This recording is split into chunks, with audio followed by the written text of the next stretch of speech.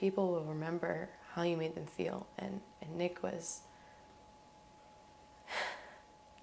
he was that guy.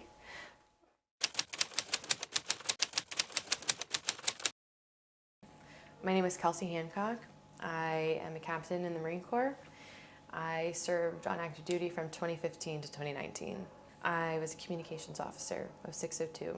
So I grew up in Southern Maryland, very privileged upbringing, had loving parents. I'm the oldest of 4, and got 2 sisters and a brother who's the favorite out of all of us, and we tend to make fun of him for that. Mm-hmm. And yeah, I grew up on the Chesapeake Bay, fishing, crabbing, just a really nice childhood, and I'm very thankful for that. So, did you play any sports or anything? I did. I played a bunch of sports, but I think my most memorable time was playing football it was a boys football team, so shoulder pads and tackle and everything. Full pads? Full pads. Oh, wow. The whole 9 yards. What did Dad think about that? I remember when I wanted to sign up, the day there were sign-ups, my dad was actually away on a trip, and he called the house, and he said, "Are you sure you want to do this? You're going to get hurt." And I will never forget that conversation with him. I was sitting in my living room, and I remember telling him, "I could get hurt any other time, I really want to do this." And I was like, all right. All right. And that was synonymous with the conversation I had with my parents about going into the Marine Corps. It's like, oh my gosh. Wow. Are you sure you want to do this? So what inspired you to join the military? I think a few reasons. I grew up in a pretty military-heavy community. A lot of friends that I had growing up, their parents were in the military. I don't come from a military family, so I didn't really have that familial influence. But my school growing up was right across from Pax River Naval Air Station, and so I'd see the jets fly over all the time, and I was a pretty patriotic kid growing up. I loved America, and I was in 3rd grade when 9/11 happened, and so those are very impressionable years as a kid, Everyone was patriotic. Everyone had a flag out in their front yard. Everyone had a flag on their car, and everybody was all about America. And I remember in 4th grade, I think I told some of my friends, when I grow up, I want to be a Marine. And I don't even think I knew what that was. I think I just thought the military was the military. I don't even know if I knew that there were different branches of service at that time in my life. And it stuck with me. Wow. And I was, I think, tired of people telling me I couldn't do something because I was a girl, and I had a fair share of that growing up. And I was over it. So what was that process like on becoming an officer in the Marine Corps? Well, I went to college first, and I went to Norwich University. It's a military school in central Vermont. And I elected to be a Marine option at the school, and I went through Corps of Cadets and went to naval science classes and stuff like that. And I also went to OCS. So I went through the commissioning program, PLC, which stands for Platoon Leaders Course, where I went to OCS for 2 summers, one PLC juniors and then the second summer PLC seniors. I graduated, and then the very next day I commissioned. What was your experience like in OCS? It was good, not great. It was very challenging. I'm not going to lie. I mean, there were some similarities, things that my school prepared me at Norwich, because we had that military influence and rank structure and discipline and kind of getting yelled at and going through training and indoctrination processes and stuff like that. So I was prepared for it in a way, physically and mentally, but this was the real deal. And I wouldn't be honest with you if I said I wasn't nervous. I was definitely nervous, and it was definitely hard. There were times when I didn't think I was going to make it, and I did, and by the grace of God. And I just remember there were times where I even questioned, is this what I'm supposed to do? Am I cut out for this? Am I good enough for this?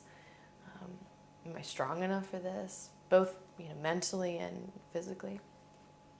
I just remember saying, okay, God, if this is what I'm supposed to do, just keep opening the doors. And if this is not where I'm supposed to be, just shut the door in my face and make it very obvious that this is not where I'm supposed to be. And the doors just stayed wide open. So, what unit did you end up getting dropped to? I was with 1st MLG CLR 17 Comm Company as a commo for Comm Company. Where are they located? They're at Camp Pendleton in San Diego. Yeah. What was that like going over to Camp Pendleton from where you grew up?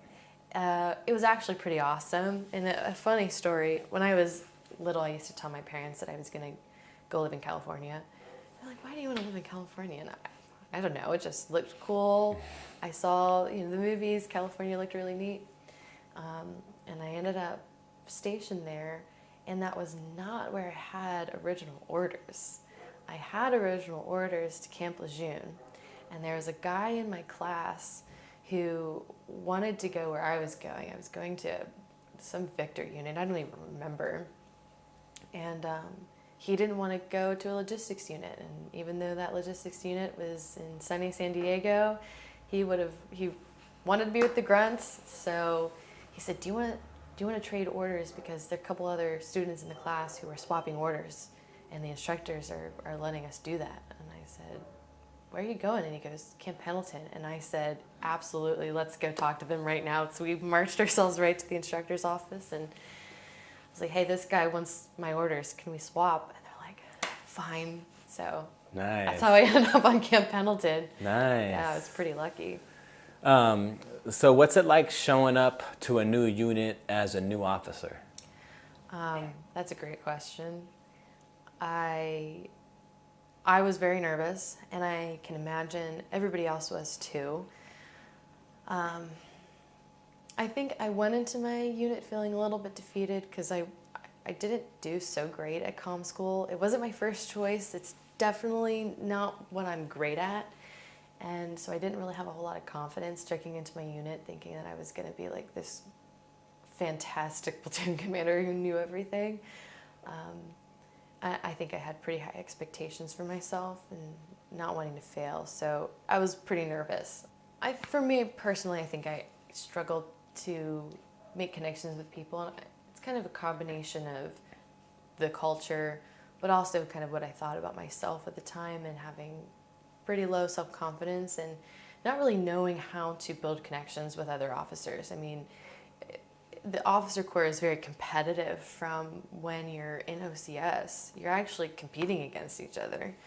And I mean, even at OCS, you write strengths and weaknesses of your peers, and that gets taken into consideration when you're going through OCS. And then TBS, you're also kind of competing because you want to be the best, so you get your first MOS choice. So there's sometimes camaraderie, there's sometimes not.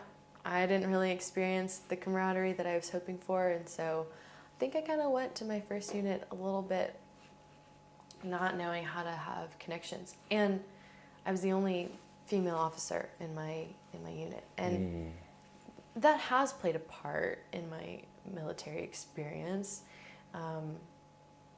It's not something I like to dwell on necessarily, but there are times where I was sent back to my schoolhouse when I was trying to do OJT because the unit that I was trying to do OJT with didn't know how to support me. They said, we're going to Bridgeport. I want to go to Bridgeport with you guys. I love military mountaineering. I have experience doing this. We don't know how to support you. I'm like, well, what do you mean you don't know how to support me? Well, we don't know where you're going to go to the bathroom. We don't know where you're going to sleep, and we don't know what you're going to eat. I'm like, what do you mean you don't know what I'm going to eat? I'm gonna piss in the woods like everybody else. I'm going to sleep in a tent just like everybody else, and I'm going to eat MREs just like everybody else. I just went to the basic school where, we're using the latrine out in the woods against a tree, and I have like my buddy in my squad to my right, my other buddy to my left on this tree, and you're like, hey, how's it going? We all have e-tools, so it was a little bit frustrating. I feel like maybe not being taken seriously, and so the confidence is kind of shattered a little bit. Yeah, so they felt like they had to accommodate you because you're a woman. Yeah, which I didn't feel like I needed any accommodation, because I just spent 7 months, rolling through the woods with male and female counterparts, sleeping, using the bathroom, eating right next to them, just, And you mentioned you've been through some type of survival training before, is that right? Yeah, I did. It's called Mountain and Cold Weather Company. It was a military mountaineering and cold weather survival unit. It's like a special unit I did at Norwich, and I had to do an indoctrination. I had to pass all these tests. I had to learn rope systems and be able to hike up mountains and do all these physical requirements and ice climbing, and so I'm familiar with mountaineering, and it was a huge passion of mine. So I was really stoked to potentially be able to go and do some OJT and shadow an S6, because I wanted to know my job, and I thought it would have been a fun experience. They said no. So I was the only girl, and this was around the time they started letting women in combat arms. So it was still pretty new for some people. But it didn't have to be weird. There are people who are making it weird, unfortunately. So you had to go back to your original unit? Yep, I went back to the schoolhouse, and I just did Marine Net for 5 months and worked out. Best shape of my life. I was just working out all the time. So. Wow. Yeah. What is, talk to me about Marine Net. What does that inquire? Oh, it's just, annual training requirements, OPSEC, it's ridiculous stuff, but you just have to do these qualifying courses for security, for knowledge. It's kind of like those checklist things that the Marine Corps has to have you do. Compliance and stuff. Compliance, yeah, that kind of stuff. Talk to me about some of the good times you had. What was your favorite part of being in the Marines? The Marines. The Marines themselves. I mean, I still talk to quite a few of my Marines when I was a platoon commander, and they were a hoot and a half. I mean, they made me laugh. Some of them made me want to scream, but for the most part, they were great. They were great human beings. I learned a lot from them, and I hope they learned some things from me, but I definitely learned from them. So I loved being a platoon commander. I loved some of the challenges that came with it. Even the not so great challenges, I really appreciated, because I grew from them. And I liked going to the field. There were times I didn't like going to the field because I wanted to be able to go work out every day, and I couldn't see how to kind of get creative with, your field gym. But it was when I felt like a Marine. It was when we were going out and doing the things that we were training for, and that was fun. And then one in particular exercise I supported, I went on a ship for 2 weeks, and I never had any aspirations to go on a MEU, because I don't think I would want to be on a boat for that long. But I really enjoyed this exercise because I was the only commo, and I was trusted to do the job, and I was respected, and I really appreciated that. To be trusted and respected are two invaluable things, and that can go a long way. It's empowering. And so when you're trusted and respected, you feel like you've got what it takes, and just a little bit of that, it was one of the best experiences I had. It really was. And it was cool to integrate with the Navy and to learn about some of their traditions and customs. And it was really fun to get to know some of the Marines, because I had Marines from 3 different units that I was overseeing, and getting to know them and seeing how good they were at their jobs. That was awesome. I mean, we got pretty creative with some of our antenna systems that we had up. 550 cord SATCOM antenna off the side of the ship. A little questionable, but it worked. Right. So you enjoyed it sounds like you really enjoyed being out in the field. Yeah. You mentioned that it made you feel more like a Marine. Yeah. What type of things did you do in the field? Did you do obviously you had to shit and piss and did everything else, right? Yeah, well, okay. So I was part of a logistics group, so we had porta-johns. We were set up for the most part for success. But we had to set up an entire COC, and that was a lot of work for a few hundred people. We had the tent set up with the laptops, and the networking Marines were digging trenches to run fiber cables, and I was a radio platoon commander. We called it transmissions. So we had the satellites and the VSATs and the antennas and the radios and all that. So it was fun. I mean, standing Syscon watch was not fun. I did not like doing that because you have to brief, and there's usually someone who knows a little bit more than you, and those briefs tend to turn into just being grilled by that senior officer. How long would you stay out in the field for? So traditionally, it would be a 2-week exercise. Uh-huh. And my company would have to be in the field for like 6 weeks. I mean, we were doing like a whole ITX out there, basically. And, a fully operationally capable FOP is 36 hours. You should be able to set up a COC. And I'll never forget wondering, why are we out here so stinking long? Like, we're supposed to be up and ready to rock and roll in 36 hours. We should not need an entire month to do this. And, but I didn't make the rules. It's probably a good thing.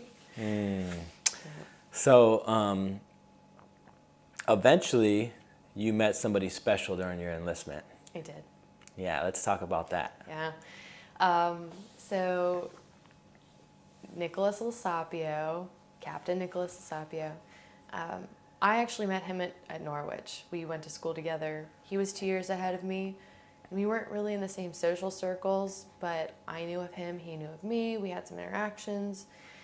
It wasn't until I was stationed on Camp Pendleton and organized a camping trip to Zion National Park, reached out to a couple of my friends from Norwich who were stationed at Pendleton, and I said, hey guys, going on a camping trip, leaving this day, this time, with or without you, invite whoever you want.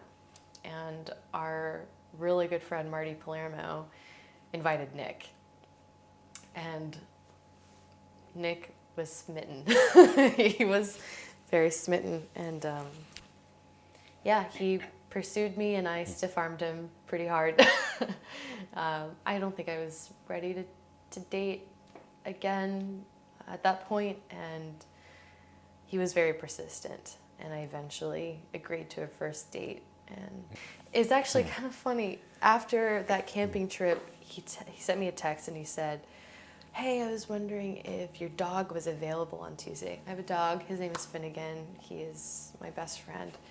And I said, I mean, yeah, why are you asking if my dog's available on Tuesday? And he said, well, I don't have to work during the day because I'm flying at night. And I was just wondering if I could hang out with Finnegan. And I just thought that was the weirdest thing. And I was like, I mean, sure, if you want, but I have to work, I'm going to be at work. And he said, oh, that's fine, just leave a key under the mat or something. And I was like, okay. And he goes, but I was wondering if maybe his mom was available later after that. And I was like, you're ridiculous. And sure enough, I mean, I was at work on Tuesday and he sent me a picture running with my dog. He took him on like a 3-mile run, and my dog doesn't really like going on runs. So he ended up having to put like ice packs on his stomach because he was so hot. But it was just funny, Wow. He went to my house and took my dog for a run. He got you. He got you right in the feels. Asked your dog out before you. Huh? He got me right in the feels. And, then he asked if I wanted to go to the dog beach and then grab some beers, and I was like, no. And then he asked me to the ball, like, last minute. I'm like, I'm not going to the ball with you. Like, it's in 2 days. I have like 2 days to find a trip. I'm not going to the ball with you. And so I didn't go to the ball with him. Oh. And then he was like, just one date. And I remember talking to my gunny at the time. I was an OPSO for a comm company, and I was talking to my gunny. And I was like, all right, Guns, what do you think about this guy? He's asked me out a bunch of times. He's a pilot. I went to Norwich with him. He seems like a quality guy. I just don't know if I'm ready to date. I don't want datey vibes right now. And he goes, well, just go on a date with him. If it's not great, you don't have to go on another one. Just kind of see how it goes. And I said, all right, you're right. I'll go. So I agreed to go to dinner with him. And I mean, best date I've ever been on in my life. I met at his apartment. We had a glass of wine. We were just talking, kind of breaking the ice a little bit. Then we went wine tasting. And then he took me to an art gallery. And then he had reservations for dinner. And I mean, I've never gotten this treatment before, ever. Wow. And so I was pretty blown away by just the effort that he went through. And I thought it was really nice and well thought out and considerate. And we had the best conversation. I mean, we talked about life. We talked about personal boundaries. We talked about what we were looking for in a partner. And if we were to date, what those expectations were. And it was the first time I'd ever had that kind of conversation with someone. And I was like, I'm in trouble. I think I'm in trouble. And it wasn't long we started dating. Yeah. Officially. Do you remember what you learned about him on that first date?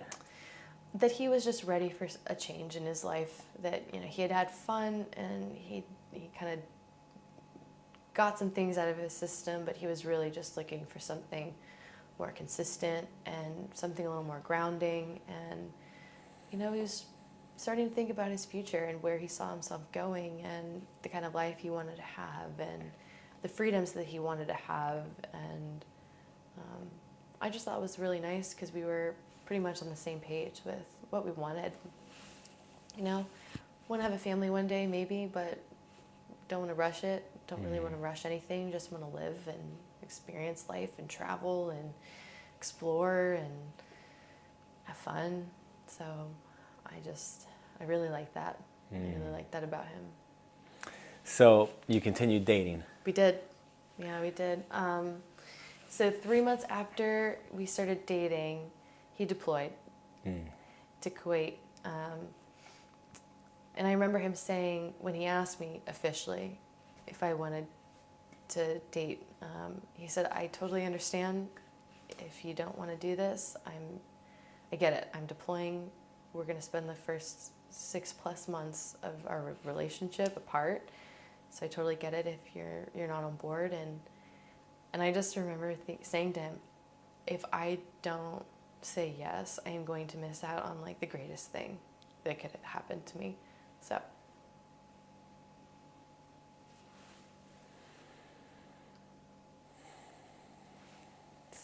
I said yes. And it was kind of great because I needed a little bit of time to work on myself. And so I used that time to just transition out of the Marine Corps.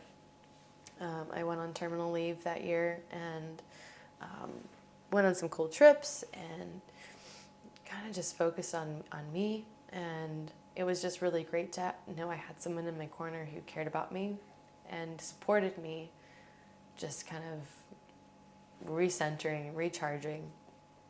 And then it was great to have someone to talk to and to support him and, be a strong foundation for him while he was deployed. And it worked out great. Our communication was awesome. And he came home in October 2019. I got out of the Marine Corps in October 2019. And then I hit corporate America. And that was an interesting transition. COVID happened not long after. Well, before we get into that, you mind, I'd like to know a little bit more about Nick. Yeah. He's a pilot. Yep. What did he fly? So Nick is a V-22 Osprey pilot. He was a weapons and tactics instructor, so that's like the equivalent of Top Gun. Oh, wow. Is very, very, very good pilot. Very smart. An amazing instructor. I mean, you hear people still talking about how great of an instructor Nick was, and he loved teaching. Like, instructing was probably his favorite thing to do, because he was so good at it. And I think he was really passionate about giving some of the co-pilots a better experience than he had when he was a co-pilot. So just being a good dude, you know, that goes a long way. And I think Nick did a great job at just being a good guy, and not being a jerk, you know. Now, I understand his nickname is Sloppy. Yeah, that was his call sign. Yeah. And it's actually been what we've called him since Norwich. Really? Losapio is his last name, and people would call him Losapio, and then just Sloppy, and then that's just kind of, and it was a no-brainer. It was a no-brainer to the squadron to make that his call sign. So it came about because of his last name? Yeah, it did. Oh, got you. Did, yeah. Oh, wow. What else would you be able to tell us about Nick from, you know, we don't really know him. What would you want us to know about him, his personality? Yeah. Nick was larger than life. There's some tissues down there if you need some.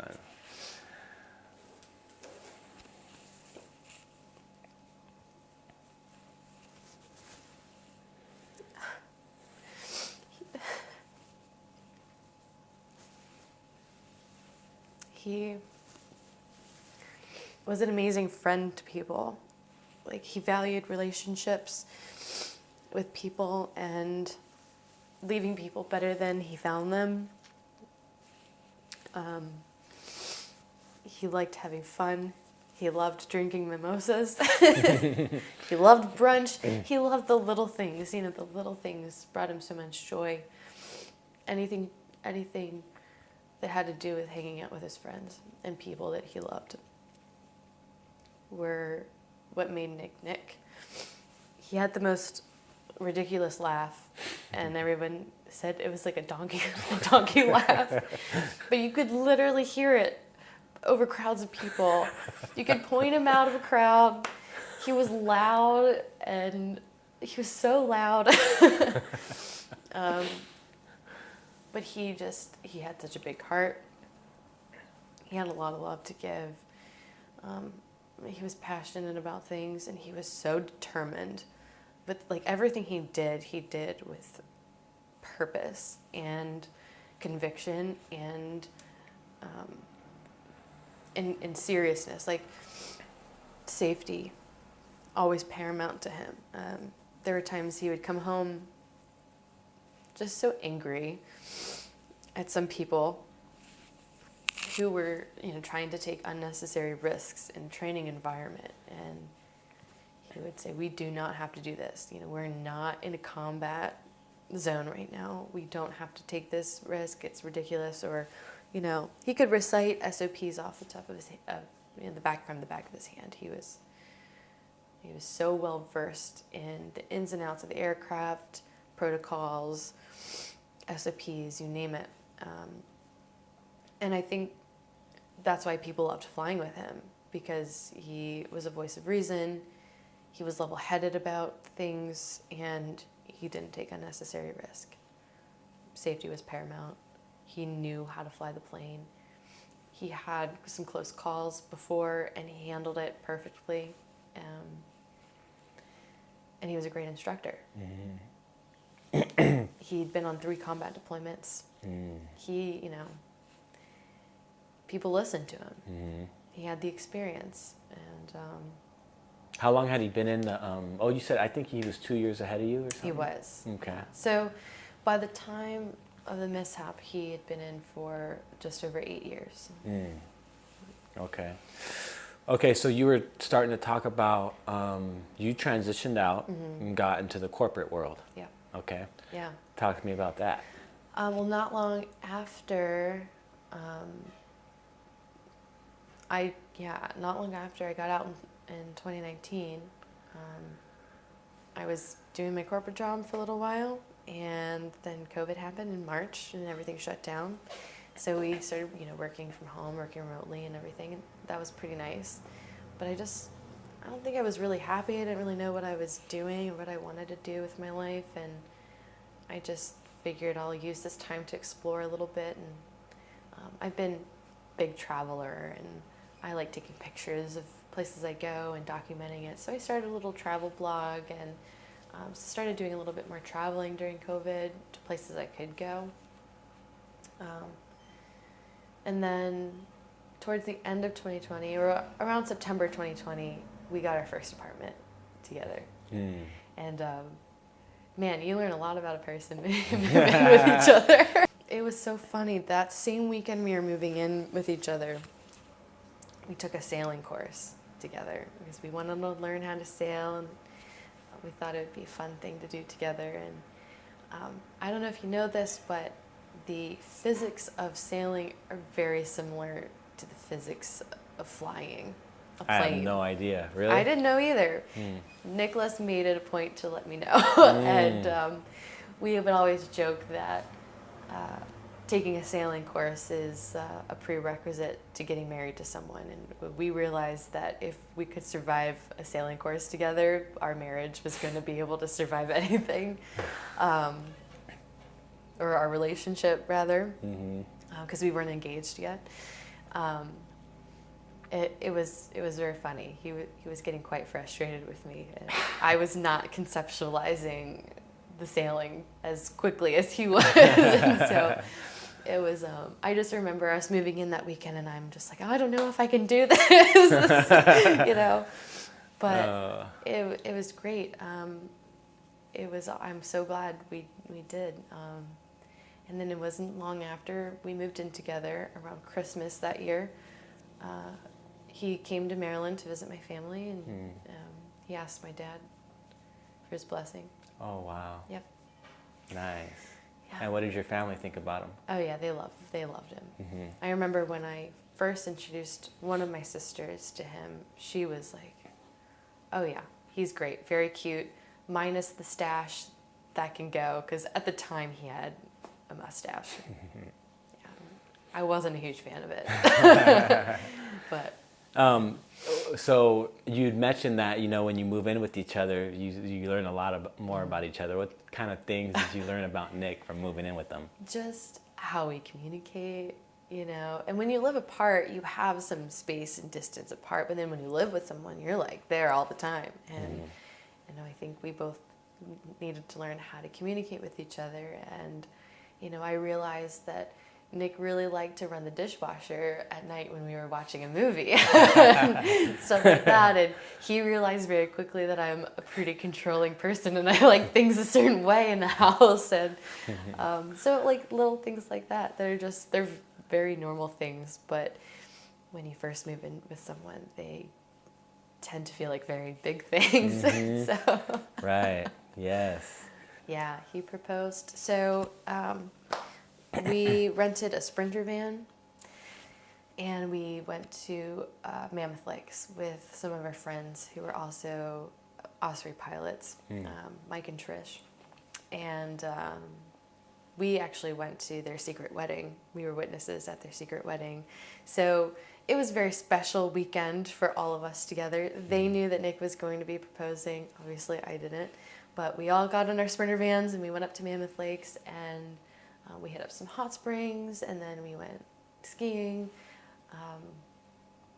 But he was cooking dinner in the Sprinter van, and I was just walking around taking pictures of everything, because that's just what I do. And he just kept saying, his nickname for me is Kale, and that's a long story, but he kept saying, like, Kale, come on, your dinner's ready, come eat. And I'm like, hold on, I'm taking pictures. And he said, your dinner's getting cold, it would be really great if you came in and ate dinner.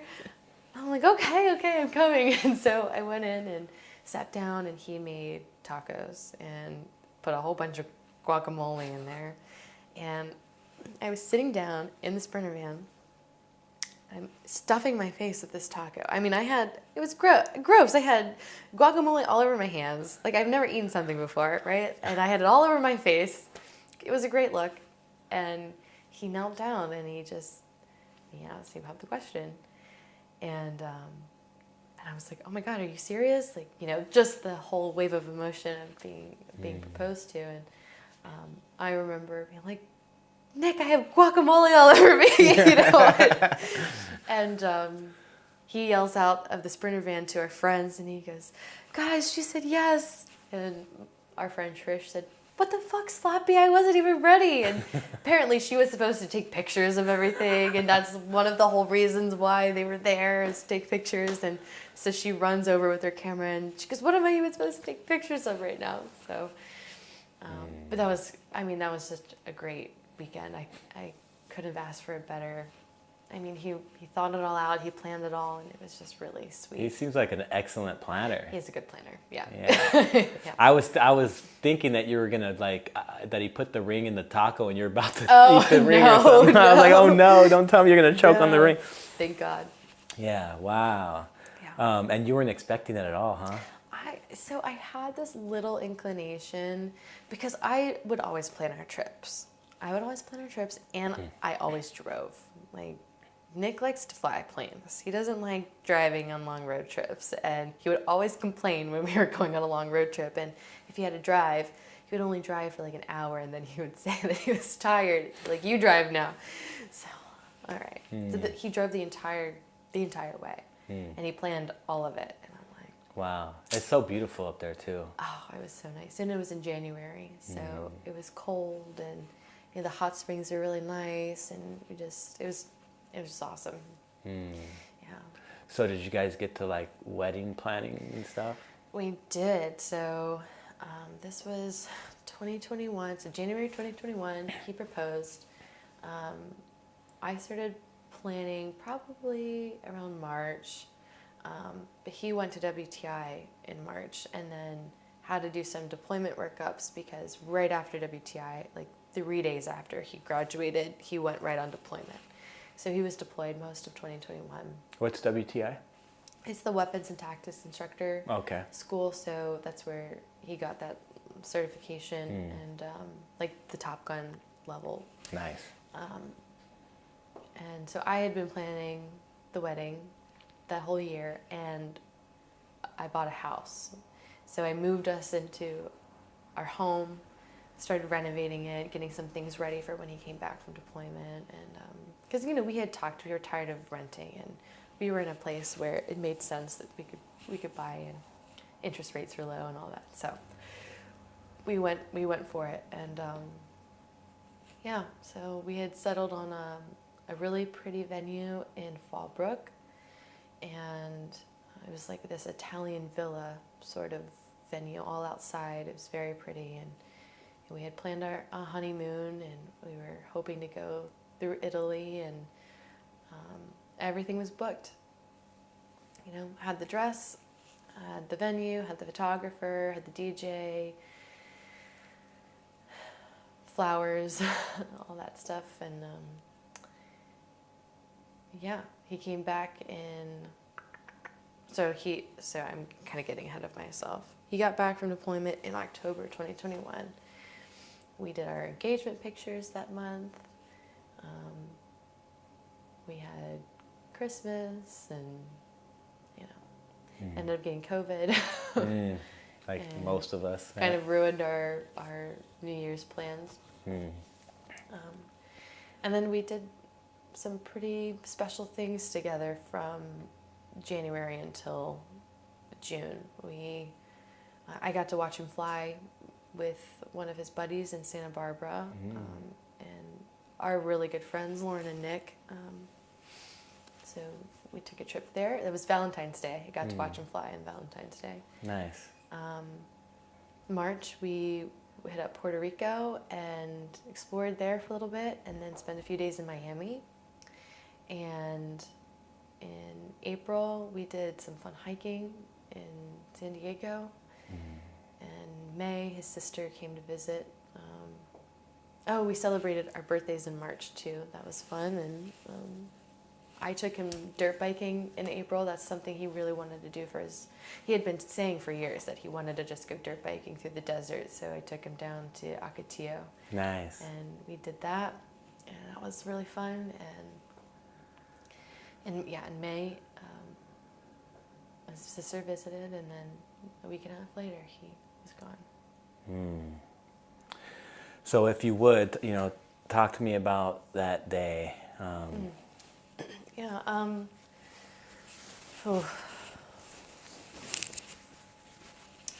We woke up at like 5 a.m. the night before actually, I want to say something pretty significant the night before.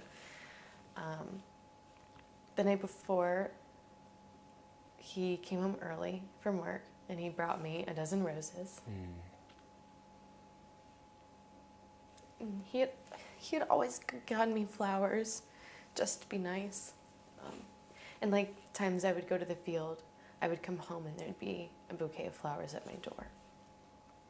But I have never gotten a dozen red roses from him.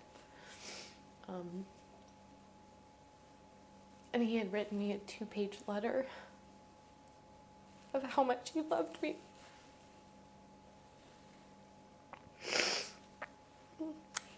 And not many people know that.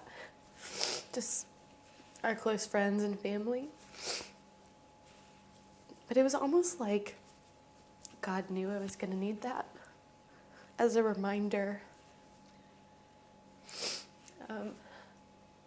We had some chicken wings in our air fryer for dinner, and we watched an episode of Vikings. And we were just on the couch, and our dog was in the middle of us, and I remember him saying, "All right, it's time for bed because I have to fly in the morning." And I was disappointed because I just wanted to stay up and hang out and talk. But, I never questioned that. You gotta fly, so you gotta sleep. So we went to bed and woke up at 5 the next morning, and he made sure to wake me up because I had been going to the gym in the morning before work. And I remember he took a shower. He did his normal routine, combing his hair. I made us coffee like I did every morning, and said, "I love you." And every time he would fly, and he'd leave the house, I would always say, "I love you, have a safe flight, text me when you land." I always made him text me when he landed. And he said, "Bye, kill person." That's what he'd call me, kill. "Bye, kill person, have a good day." And I just, I love you. And I was working remotely, so during my lunch break that day, I was painting some trim in my living room. I had just gotten a new rug for our living room, and I was just like one step closer to making the living room complete, and I wanted to surprise him. So I was painting the trim, caulking on my lunch break, and I went back to my desk to start working again, and I got a text from someone that said, "Hey, is Nick flying today?" And I said, "Oh yeah, he's flying this morning." And they're like, "Okay." And I said, "Why?" And they said, "I'm just wondering." It was a little off and out of the blue, so I thought it was a little bit weird, but I didn't think about it. So this was probably around like 1 o'clock in the afternoon.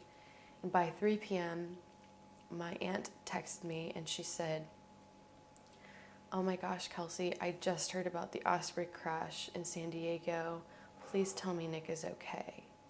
And when I read that, it was 3:30 p.m. and my heart dropped because he had an early morning flight, and he would have texted me. And he did. The thing is, he did text me at 11:45 saying, "Hi, I love you." And I have a screenshot of the text message. And I was painting the trim, and so I didn't see it until I went to sit down at my desk again, and I said, I love you. I love you too. And the message turned green. And I thought it was odd because he always had his phone when he flew, and so the messages would turn blue. And it turned green, and I'm like, that's odd, you know. And so I went back to look at the text, and I was like, oh my gosh. I said, you know, hi, I need you to call me, like, as soon as you get this. And I didn't hear from him, and I texted him again. I'm like, you better call me. And nothing. And I never worried about Nick when he was flying, ever. I mean, he was such a good pilot. I never worried about him. I never questioned. The thought never even crossed my mind that something bad would ever happen to him. And I just remember having like this out-of-body experience of just pure panic. Like when a mom loses their kid in the park and you can't see them, or like in the store, it's like that feeling of just panic. And I remember being like, it's him. I know it's him, because he would have texted me. He would have said that he was okay. It's him. I was like, I need to take a shower. Because I'm going to need to go to him.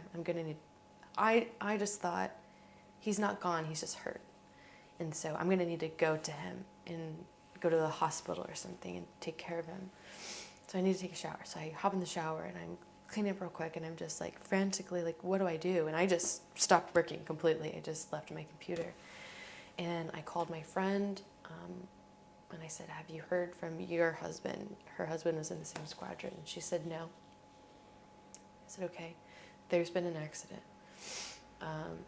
I think it's Nick. And I tried calling Nick, and he didn't answer. I tried calling his best friend, who was in another squadron down at Miramar, and I was able to get through to him. And he said, you know, Kelsie, I heard about the crash.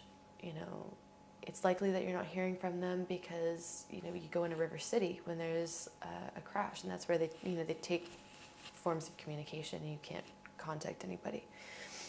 But I'm like, okay, well, you're also an Osprey pilot, and I was able to get through to you. So it was not a squadron at Miramar.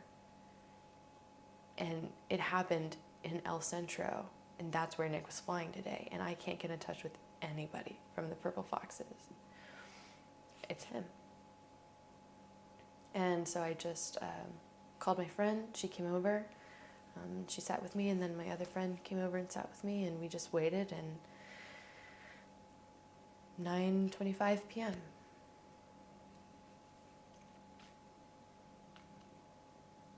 Two Marines and chaplain were at my door.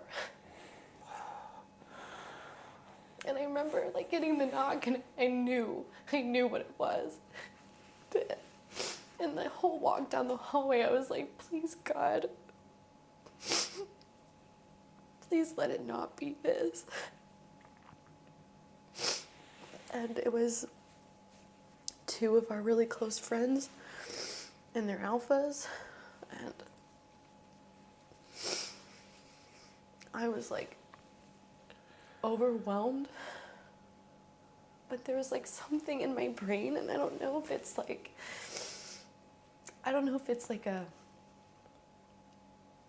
a response, like a shock, or like a trauma response, or a fight or flight. But I just remember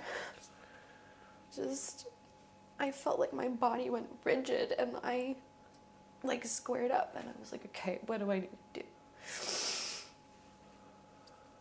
But I was numb. I was like crying, but I wasn't, and I was just like, this can't be real. This can't be real. And I couldn't breathe, and I felt like my chest was gonna explode. And I just remember thinking, like, I don't want to be alive. Like, I don't want to be here. And we were 58 days from getting married. And we had talked about eloping. We had talked about doing the courthouse thing so many times. But we ended up agreeing that we really just wanted to enjoy every step of our relationship and not do it for the benefits, because so many people do. I just wanted to do it the right way. And I just never got to do that.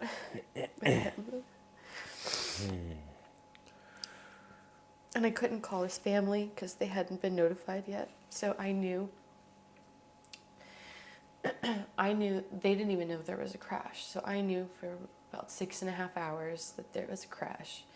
And I did not want to alarm them or like make, put any unnecessary fear or worry. Because it's not appropriate. It's not a good thing to do. And I found out before they did, and I couldn't call them until they were notified. That must have been hard. Yeah. How have you coped with it? How have you'll never move past it. Obviously, he'll always be a big part of your life. Yeah. But what do you do every day to wake up every morning? You know what I mean? And keep your mental state of mind as healthy as you can get it. Yeah. I will say the mornings and the nights are the toughest still. I try to find purpose in my life because I'm determined that the purpose I have now is to keep Nick's legacy alive. And I can't do that if I'm not here, and I can't do that if I'm not mentally here either. So I try to find purpose in my day, and I try to welcome the emotions as they come and sit with them and not suppress them, but just like be with them. And if I'm having a day where I can't function, then I don't make myself function. I just exist, because it gives me energy to exist on days that I can a little bit better, So I ran the Marine Corps Marathon in honor of Swift 11, so Nick and his crew, and just running really helped give me something to focus on. I've never really been a naturally gifted runner, and I've never had any aspiration to run a marathon ever in my life. So I just figured it would be a good thing to pour my energy into, and it kept me going. It kept me moving and focusing on something positive. God, whatever your higher power is, or whatever anybody believes in, that's, their business. But God's definitely been, for me, what's kept me going and waking up, and he often reminds me that there's work to do, and that's why I'm still here. And I really believe that our pain can be used to be a blessing to other people. Absolutely. So what that looks like, I'm trying to discover and figure out. I think just being authentic and letting people see my process, I'm hoping that it gives people hope. And then I'm determined to start a foundation to help people who are in my shoes. That's the fiancé, the not married. There's not much support you get when you're not married to a service member who passes. You don't really rate anything.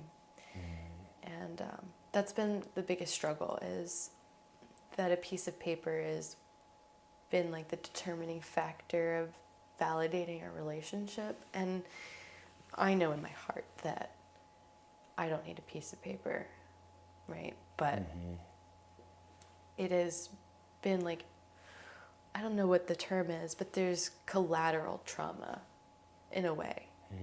And feeling that our relationship didn't matter or exist in the eyes of certain people, organizations, the government, etc., has been hard. And I want to be able to help people who are me, because there are a lot of people, there are spouses out there who do rate things who are not getting the support they need. And so I'm very determined to financially resource others in my shoes. That's awesome. Yeah.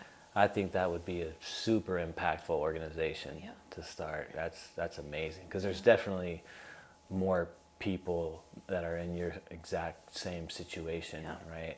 Yeah. So that'd be amazing. And anything we can do to help, we'd love to. So, Thank you. and we'll talk about that, Sure. you know. But we're getting ready to wrap it up. Any last words? Yeah, just to kind of go off of who Nick was, and to veterans and those who are active duty listening in or watching this, just the value of relationships and connections with people it's invaluable, you know, it's priceless. And if you can invest in people and build strong relationships, that's how people will remember you, you know. You don't have to be a war hero or, you know, do anything grand in life, but people will remember how you made them feel. And Nick was, he was that guy. He made it a point to get together with the people in his squadron. He made it a point to build relationships with them. He made it a point to get to know them and to care about who they are and what they liked. And you know, that's a sign of a really good leader. It's a sign of a really good person. But those relationships are worth more than gold, really. So, you know, find your people. You don't have to do anything alone. I mean, you don't have to do anything alone. If anything, in this experience, it's been the most humbling experience of my life. The amount of people who have rallied to help me and who have been supporting me and encouraging me and lifting me up. I don't know what I would have done without that. I'm a pretty independent and proud person. I don't like asking for help, but there have been plenty of times in my life where I've had to, and I've not regretted it once. And so, whatever it is that you might be dealing with or going through, don't have to do any of it alone. Kelsie, thank you for just having the courage to sit here and tell your story, and also just allowing us to be able to contribute to keeping Nick's memory alive. It's you know, we talked about this beforehand.